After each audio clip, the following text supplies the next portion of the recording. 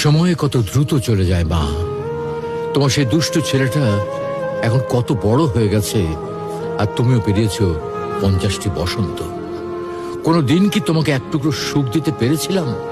কেবলই মনে পড়ে তোমার সঙ্গে বিনা কারণে রাগ করে কথা বলার মুহূর্তগুলোর কথা। মা, মা, আমি ছোট, অবুঝ আমি তোমার কাছে। আমি তোমার সন্তান মা। তোমার কাছে ক্ষমা চাওয়ার মতো যোগ্যতাটুকু আমার নেই। সন্তানরা হলো ধারালো চাকুর মতো, না চাইলেও মায়েদের কষ্ট দেয়, আর মায়েরা তাদের ক্ষমা করে দেয়। শুনেছি মা আর সন্তানের মাঝে অজানা একটা বাঁধন থাকে, যে বাঁধনের কারণে মা সন্তানের কথা কোনো মাধ্যম ছাড়াই শুনতে পায়। তুমি কি আমার হৃদয় থেকে কথা বলাগুলো শুনতে পাচ্ছ মা? মা, তোমাকে খুব মনে পড়ে মা। তোমাকে অনেক অনেক বেশি ভালোবাসি মা।